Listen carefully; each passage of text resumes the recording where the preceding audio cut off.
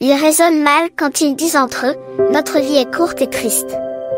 Il n'y a pas de remède contre la mort. Nous ne connaissons personne qui soit revenu du monde des morts. Nous naissons par hasard. Après notre vie, ce sera comme si nous n'avions jamais existé. Le souffle d'un autre n'est qu'une fumée légère. La pensée n'est qu'une étincelle allumée par le battement de notre cœur. Quand elle s'éteint, le corps devient de la cendre, et l'esprit disparaît comme l'air qu'on ne peut saisir. Avec le temps, les gens oublieront même notre nom, personne ne se souviendra de ce que nous avons fait. Notre vie passera comme un nuage, sans laisser de traces. Elle disparaîtra comme le brouillard chassé par les rayons du soleil et vaincu par sa chaleur. Oui, notre existence dure aussi peu qu'une ombre. Le moment de sa fin est fixé pour toujours. Personne ne peut revenir en arrière. Venez donc, goûtons aux bonnes choses qui sont là. Profitons pleinement de tout ce qui est créé, comme au temps de notre jeunesse.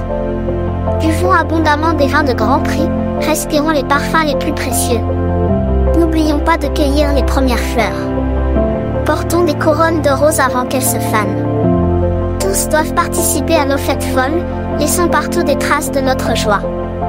En effet, nous avons droit à tout cela, c'est la part qui nous est réservée.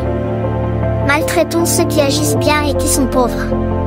N'ayons pas pitié des veuves et ne respectons pas les cheveux blancs des personnes âgées. Pour nous, la justice c'est la loi du plus fort, la faiblesse ne sert à rien. Tendons des pièges à celui qui agit bien. Il nous gêne, il s'oppose à ce que nous faisons. Il nous reproche nos fautes contre la loi. Il nous accuse de ne pas être fidèles à l'éducation que nous avons reçue. Celui qui agit bien se vante de connaître Dieu et il se dit enfant du Seigneur. Il est devenu un reproche vivant pour notre façon de penser. Nous ne pouvons même pas supporter de le voir. En effet, il ne vit pas comme les autres, il se conduit de façon différente. Pour lui, nous sommes comme de fausses pièces de monnaie. Il s'écarte de nous comme d'un tas d'ordures. Il déclare, ceux qui agissent bien meurent heureux. Et il se vante d'avoir Dieu pour père. Mais nous verrons bien s'il dit la vérité. Provoquons-le pour voir comment sa vie finira. En effet, si celui qui agit bien est vraiment fils de Dieu, Dieu l'aidera et le délivrera de ses ennemis. Voyons ce qu'il voit en l'insultant et en le torturant. Nous saurons alors jusqu'où va sa douceur, nous pourrons vérifier sa patience.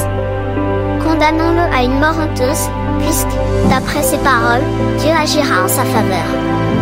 Voilà comment ces gens la raisonnent. Mais ils se trompent parce que leur méchanceté les rend aveugles. Ils ignorent les intentions cachées de Dieu. Ils n'attendent pas de récompense pour une vie qui plaît à Dieu. Ceux qui se conduisent parfaitement seront honorés, mais ces gens-là ne le croient pas. Or, Dieu a créé les êtres humains pour une vie qui ne connaîtra pas la mort.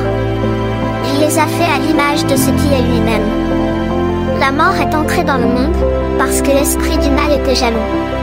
Et ceux qui appartiennent à cet esprit doivent mourir.